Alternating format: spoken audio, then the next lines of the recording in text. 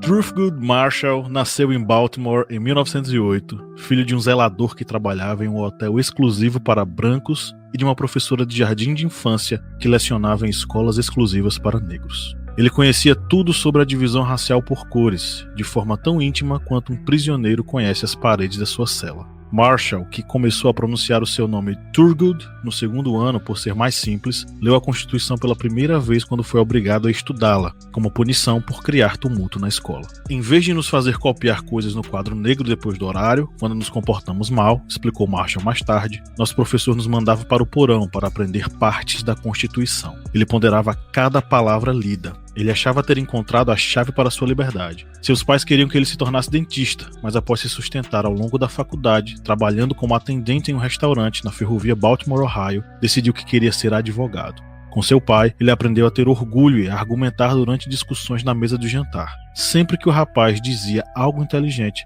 seu pai comentava: "Ora, isso foi negro da sua parte." Por ser negro, ele não pôde frequentar a faculdade de Direito da Universidade de Maryland, a 10 minutos de bonde da casa de sua família. Foi para Howard, o que significava andar em vagões segregados por 40 milhas só na ida. Formado em primeiro lugar na turma de 33, 2 anos depois, como advogado, ele processou com sucesso o estado de Maryland, argumentando que, como o estado não oferecia nenhuma faculdade de direito para negros, estava desrespeitando a doutrina separados, mas iguais, da decisão da Suprema Corte de 1896, no caso Plessy versus Ferguson. Em 1950, Marshall havia convencido a Associação Nacional para o Progresso de Pessoas de Cor a abandonar essa linha de argumento, a exigência de ambientes iguais, para começar a argumentar contra a separação em si. Marshall foi o advogado que representou a Associação dos Direitos dos Negros contra a Segregação, no caso que foi chamado de Brown versus Conselho de Educação, que tratava da aluna da terceira série Linda Brown, que tentava estudar na cidade de Topeka, no Kansas.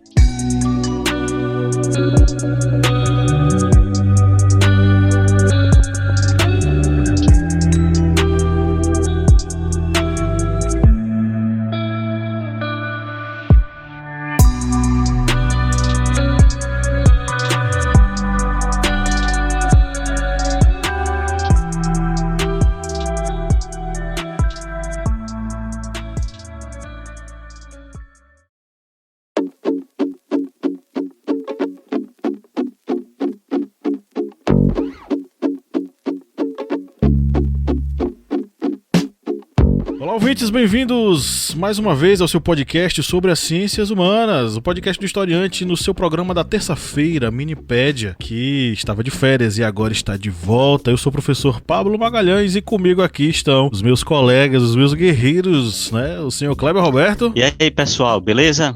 Como foi esse período aí de folguinho? Maratonou muito Historiante? Estamos voltando aí. Quem não maratonou vai ter mais podcasts aí para acompanhar. A senhora Joyce Oliveira. E aí, historiantes, 2021 já está rendendo? Está rendendo alguma coisa boa? Pelo menos nós estamos de volta, né? E não só com a Minipédia, com outras coisas. Que é trabalho. Isso aí. Muricy Ramalho na veia, né? É Muricy que fala isso, né? Isso. Muricy Ramalho na veia. Então é isso, galera. Aqui é trabalho. Estamos de volta aos nossos podcasts, as nossas gravações. E hoje vocês já sentiram aí que a gente vai falar sobre um tema bastante controverso na história do mundo inteiro, mas especialmente no foco da gente hoje, que é a história dos Estados Unidos. A gente vai falar sobre o que hoje, seu Kleber? Hoje nós vamos falar sobre as tensões sociais, raciais, ideológicas nos Estados Unidos. É um tema bem instigante, é um tema bem pesado, mas vamos aqui debulhar esse tema para vocês. Debulhar, como nossas avós faziam com os feijões verdes. Debuiar feijão. Debuiar assunto. Isso, debuiar o conhecimento, né? A Minipédia tá aqui para isso. Mas antes de a gente entrar no nosso conteúdo, vamos para os nossos recadinhos.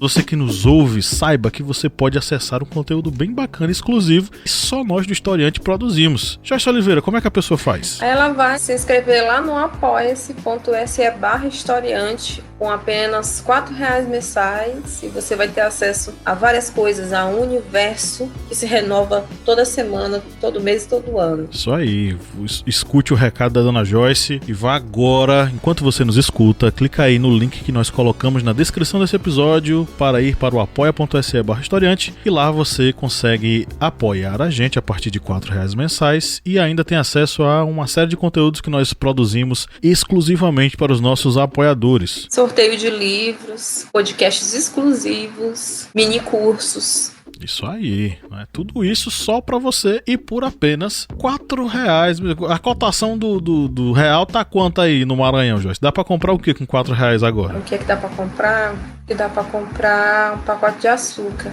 Dá sobra uns 50. Aí sobra, sim, dois pão massa grossa. Que aqui talvez seja pão de sal, né, pra ir, mas aqui é pão massa grossa. Pão massa grossa, interessante. Nunca tinha ouvido falar sobre essa variante aí. Pão francês, aqui é pão massa grossa. Ok, então com R$4 você compra 2 pães com massa grossa, mas não dá pra comprar margarina, né? Então vai comer seco bebendo água. Então é isso, seja um apoiador, R$4 mensais, você nos ajude muito para produzir esse conteúdo. Um conteúdo que está aí diluído em vários programas que nós veiculamos nas plataformas que nós carinhosamente chamamos de a família historiante de podcasts. Isso mesmo, você que está acompanhando aqui essa Minikipédia, você também pode fazer aí uma busca e acompanhar também os outros podcasts da família historiante.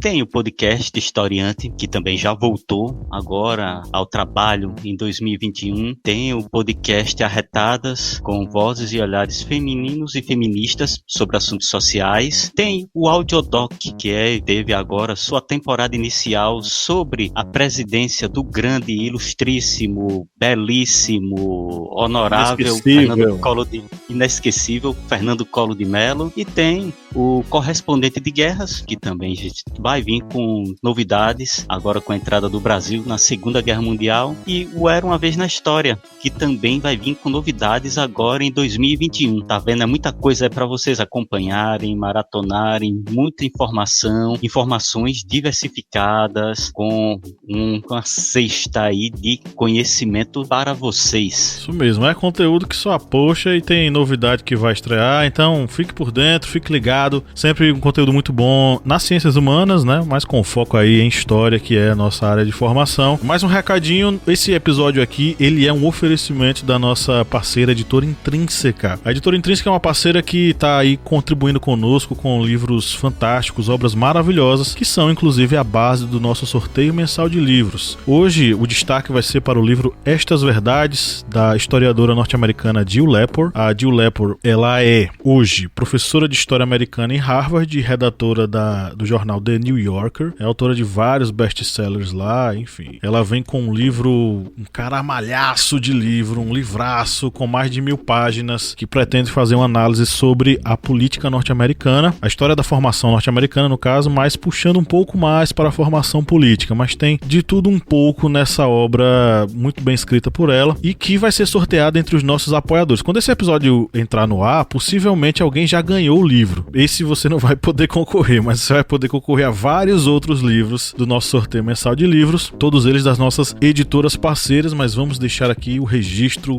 do nosso abraço e da nossa gratidão à Editora Intrínseca pela obra enviada e que foi gostosamente lida aqui por nós e que será também gostosamente lida pelo apoiadora que receber esse livro no sorteio. Agora vamos lá para a nossa pauta.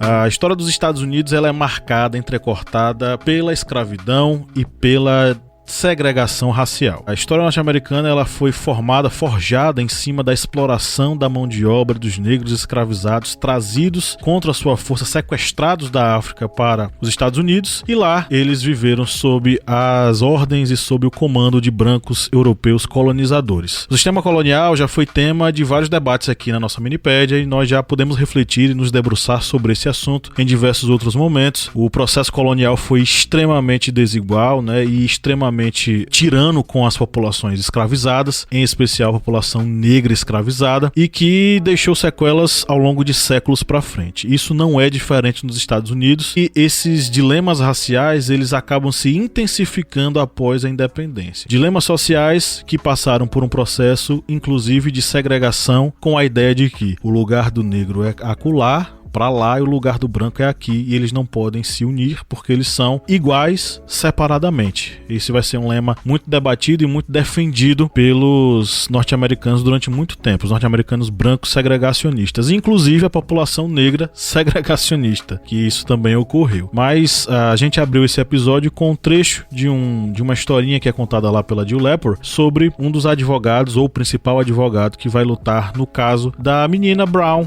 né, que queria estudar, só que ela foi impedida de acessar a escola por brancos segregacionistas que a perseguiram. O interessante é que esse caso, o julgamento desse caso vai ser tão importante que ele vai para a Suprema Corte norte-americana e vai culminar com o fim das leis segregacionistas. Mas eu já estou falando muito, vou deixar minha galera falar também. Manda brasa, galera. Essa questão racial nos Estados Unidos é algo bem complexo, assim como a questão da escravidão no continente americano, porque tem vários nuances cruéis que vão ressalvando tanto essa questão da segregação, como também até mesmo vão criando, digamos, mitos que não existem. Só lembrando que essa questão da segregação nos Estados Unidos, ela teve um fim bem mais recente, viu, gente? Não foi algo que terminou no século XIX, não. A questão da segregação, ela perdurou no século XIX, entrou no século XX, só em meados da década de 1960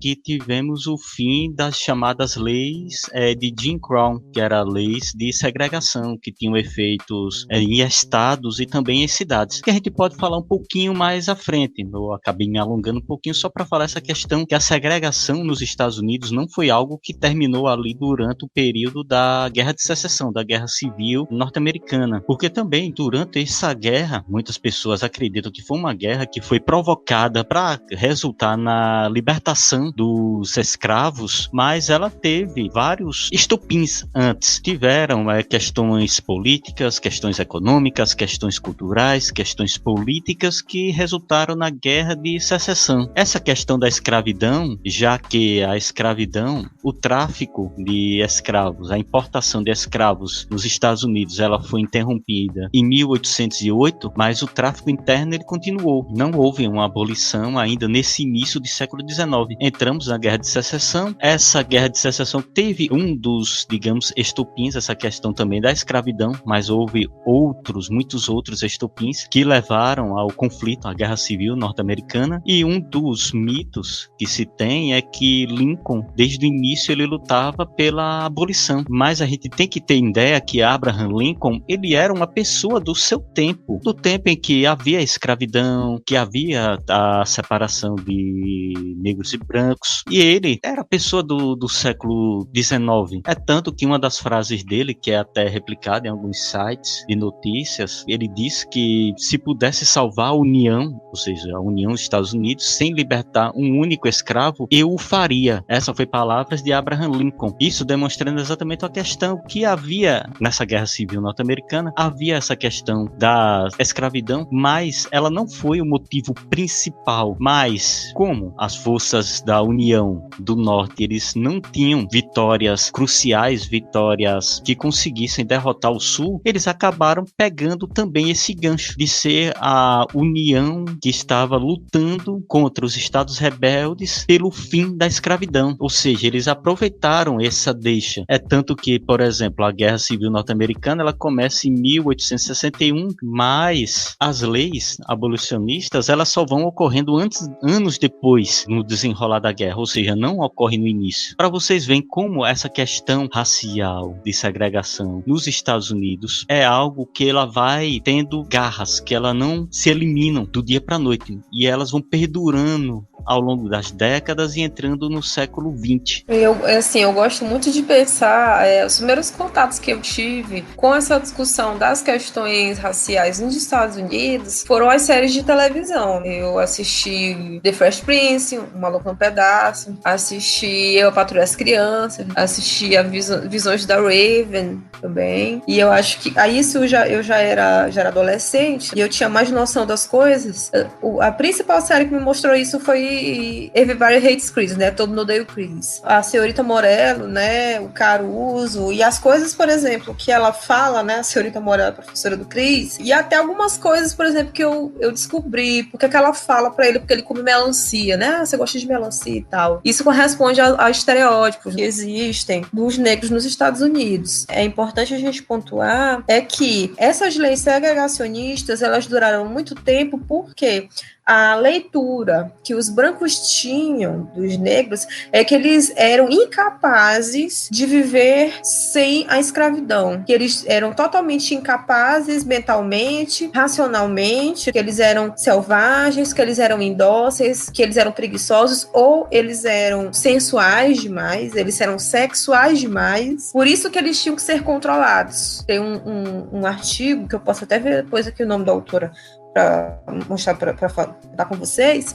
que eu achei interessante isso. Essa condição de subjugação derivou da ordem quando introduziu a escravidão nos Estados Unidos, que foi esse capitalismo, né, que estava nascendo, se desenvolvendo nessa época, e que não permitiu que eles conseguissem, tal qual na experiência da América Portuguesa, né, do absolutismo, colocar num patamar mais abaixo. Eles não conseguiram socialmente, né, fazer essa divisão, pensar em critérios de sangue, por exemplo, de pureza de sangue. Então, eles elaboraram essa leitura desses sujeitos como sujeitos incapazes de viver de forma livre, porque eles não tinham nenhum tipo de faculdade mental que os levassem a não morrer, por exemplo, a não cometer violências contra as próprias pessoas negras e também contra os brancos. Então, por isso, essa submissão, né, dessa forma violenta e também por um período histórico muito grande.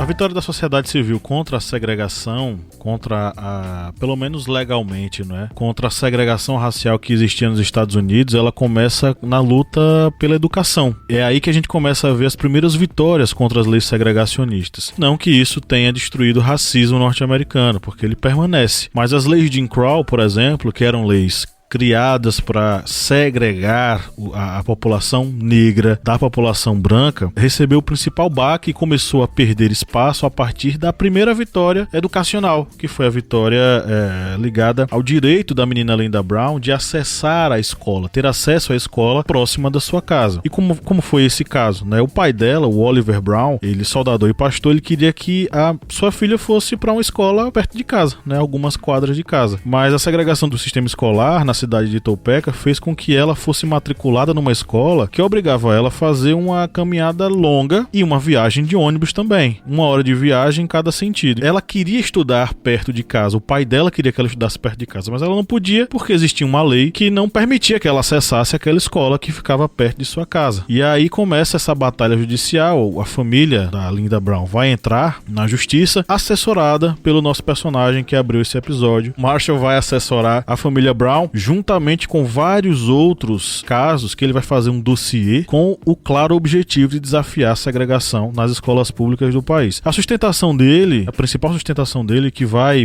provocar uma série de debates na sociedade, é de que a segregação, ela existia se ela levasse, ela só poderia ser legalmente aceita se ela levasse em consideração que o povo preto era inferior ao povo branco. Contudo, ele, no dia do julgamento, ele leva uma série de pesquisas das ciências sociais para para demonstrar com as pesquisas de que não existe diferença intelectual entre brancos e negros e que aquilo era uma grande falácia. Esse argumento acabou mobilizando muita gente, apesar do placar no tribunal ele ter sido favorável à manutenção da segregação. Mas aí uma reviravolta acontece porque um dos juízes, que eram contrários, inclusive, acabou morrendo. No lugar dele foi colocado um cara chamado Earl Warren, que era claramente um cara mais voltado para as discussões mais liberais. E nos Estados Unidos o liberalismo durante muito tempo esteve associado ao avanço dos direitos civis. Com ele, né, o discurso ele acaba virando o jogo em favor do fim da segregação, inclusive porque alguns argumentos mostravam, tem que lembrar que a gente vivia um contexto muito complicado nesse período, né, década de 50, Guerra Fria, e um dos argumentos é de que a segregação, ela dava argumentos para que a União Soviética fizesse uma campanha anti-Estados Unidos. Então a segregação atingiu uma questão internacional, política internacional. Estamos dando matéria para que os nossos inimigos, eles falem mal da gente, façam uma campanha contra a gente. O que acontece é que essa corte, ela dá vitória para o fim da segregação e a manchete dos jornais no dia seguinte foi: Suprema Corte proíbe segregação nas escolas do país. Uma grande vitória contra as leis de segregação, mas que ela não foi aplicada imediatamente. A Jill Lepore lembra que durante muito e muito tempo, boa parte da sociedade civil branca, ela lutou contra a ideia dos trabalhos em conjunto, né, de brancos e negros juntos na mesma escola. Inclusive a comunidade negra, em determinadas cidades, se manifestou contra a integração. Lembrando que a associação que defendia os direitos do povo negro norte-americano trabalhava a ideia de que separados mais iguais, beleza, mas vamos dar direitos iguais para negros e brancos. Quando o Marshall entra com o processo e ele defende uma outra perspectiva, que é a ideia de que a gente não pode lutar pela igualdade segregada, a gente precisa lutar pela igualdade unificada, né? Então tem que ser escolas para brancos e negros, sim, e a partir daí direitos iguais. Só que aí o que acontece? As escolas para negros, elas tinham professores negros. Quando a segregação ela cai e as escolas se juntam, né?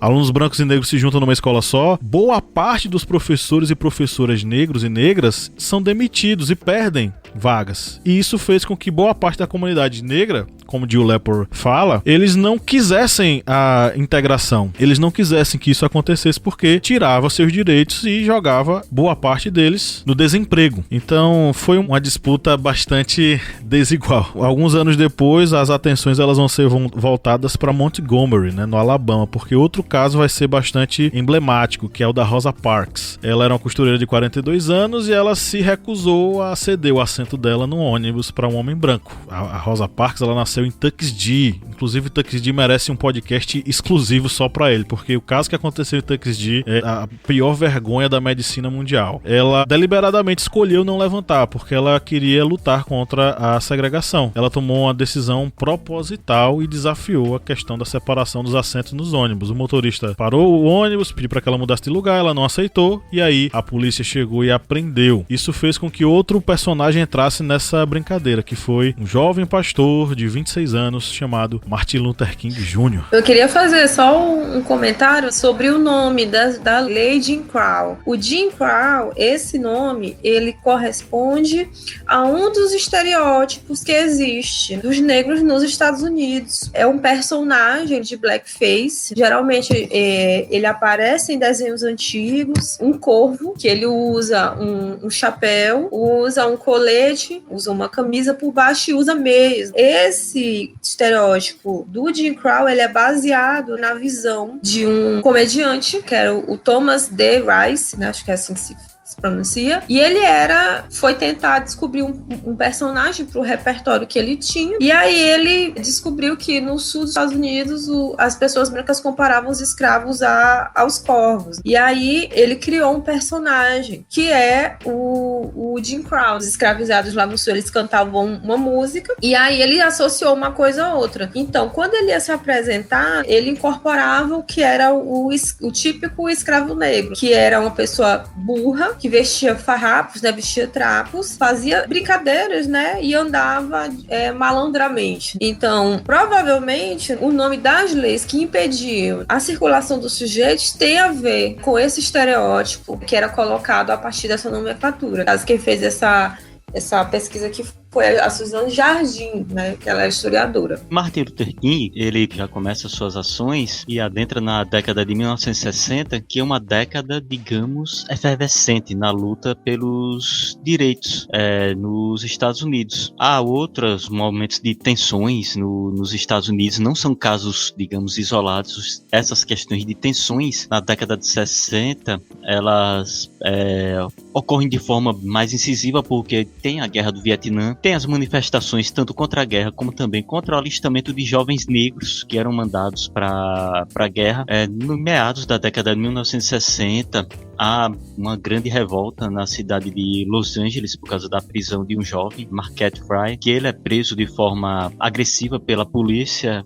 e os vizinhos acabam tomando partido dele e isso acaba se tornando uma grande onda de manifestações, de violência, saques, incêndios em Los Angeles, e é preciso a intervenção da Guarda Nacional norte-americana para intervir nessa questão. E Martin Luther King, ele tem sua ação exatamente nesse período, na década de 1960, uma década que está ali ocorrendo essas manifestações, e ele, quando ele toma partido, por exemplo, com Rosa Parks, com a questão da liberação do assento em ônibus, ela acaba sendo presa e ele também tem essa ação. Ele já tem essas ações e vai ocorrendo ataques contra ele. Não ataques por, digamos, organizações que queriam manter esse status quo da sociedade branca. As próprias autoridades norte-americanas também começam a ameaçá-lo para expor a vida dele, e mesmo assim ele continua a manter essa luta. Ocorrendo também a grande marcha sobre Washington, que foi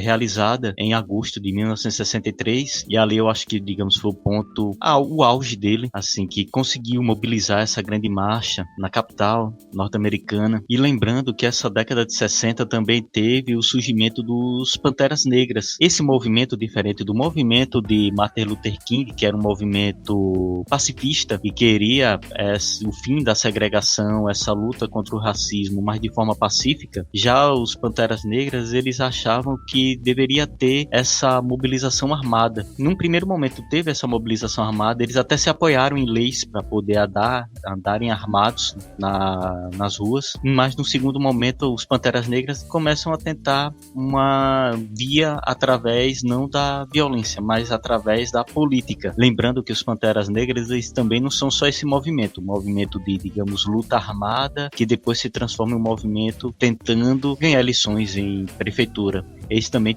tinham ações sociais de reforma em escolas, centros médicos, ou seja, tinha uma ação social também ativa. Mas aí, voltando para Martin Luther King, na década de 1960, é a década que tem também tanto esses movimentos de Martin Luther King, dos Panteras Negras, como também é a década que Lyndon Johnson aprova a Lei de Direitos Civis, em 1964, que tornaram ilegais as práticas segregacionistas. Mas, como nós vemos nos noticiários, no que ocorreu, por exemplo, em 2020, ainda continua muito entranhado na sociedade norte-americana, assim como também em outros locais do mundo. O Brasil é um exemplo disso. Essas questões do racismo que acaba se estruturando na sociedade. Também é uma figura emblemática na discussão sobre a luta contra, né, o segregacionismo nos Estados Unidos, o Malcolm X, que ele já ia também pela perspectiva de não falar sobre uma abordagem pacifista. Ele defendia que, se fosse preciso se utilizar da violência, né, como uma forma de defender os seus, isso seria utilizado. A família dele foi muito perseguida por entidades supremacistas. Ele mesmo foi desencorajado por um professor de ser advogado, porque ele era negro.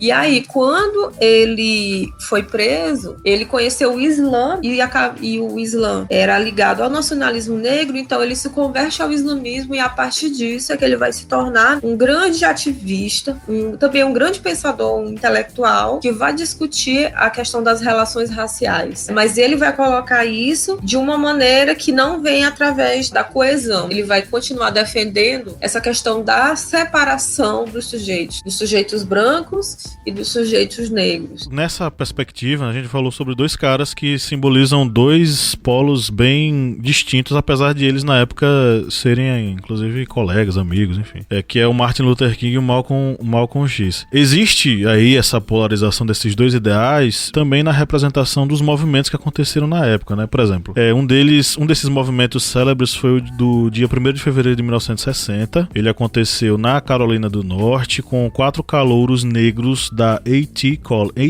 College. Eles se recusaram a ceder o banco deles para clientes brancos numa loja da rede Woolworths. E esse caso acabou tendo muita repercussão e eles acabaram mobilizando um movimento nacional que teve uma adesão de milhares de pessoas. Inclusive eles se manifestaram em relação ao Martin Luther King, afirmando que, de certo modo, eles achavam Martin Luther King um tanto egocêntrico e cauteloso demais. Eles identificavam uma outra via de combate. Esse movimento estudantil já apontava para um outro tipo de resistência contra o segregacionismo e o racismo nos Estados Unidos, né, que era uma via mais combativa. Outro caso que ficou célebre foi em maio de 67, quando os Panteras Negras, liderados pelo Bob Seale, eles entraram na Assembleia Legislativa da Califórnia armados, né, espingardas, pistolas, e Bob Seale afirmou o seguinte: os negros imploraram, oraram, peticionaram, se manifestaram e fizeram tudo mais para que a estrutura racista do poder da América conserte os erros que historicamente foram perpetrados contra as pessoas negras. Chegou a hora de os negros se armarem contra o terror antes que seja tarde demais. E nessa época o Ronald Reagan, né, o presidente, estava tentando sancionar uma lei que desarmasse a população norte-americana. Parte da população negra mais combativa, ela foi às ruas, e em especial os Panteras Negras, reivindicar a necessidade de eles estarem armados diante desses conflitos raciais. O interessante é que esse movimento ele acaba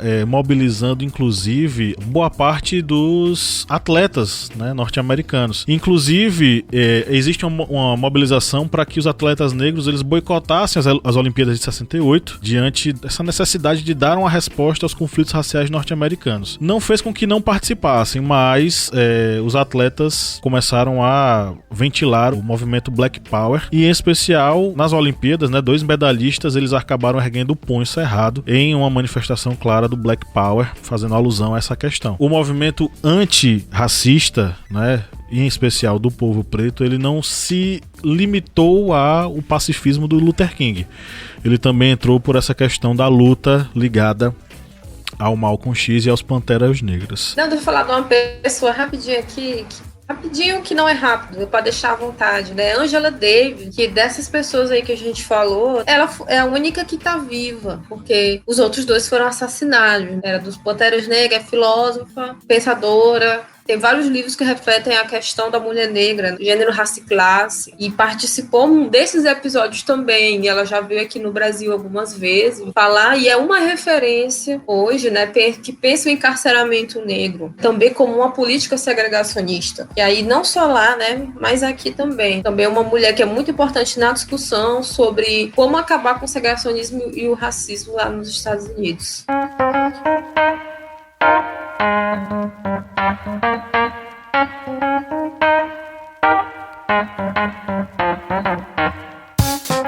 Ok, então é isso, galera. Chegamos à reta final da nossa gravação. Qual é o recado que vocês querem dar para os nossos ouvintes atentos? Bem, pessoal, eu vou dar uma dica aqui do próprio historiante. Vocês vão aí na barra de rolagem, vão descer um pouquinho, vão descer até 2019, porque em 2019 nós estávamos começando a Minipédia com o episódio número 1, que foi baseado em um grande livro, para mim um dos melhores livros que eu já li, que é o livro 12 anos de escravidão, que fala da vida de Solomon Northup, que acabou, eles, mesmo sendo um negro livre, ele acabou sendo preso e escravizado. E fizemos essa minipédia. É a primeira minipédia. Vocês vão descer aí na barra de rolagem e vão acompanhar esse episódio, que aí é um complemento para o que nós já estamos discutindo aqui em 2021.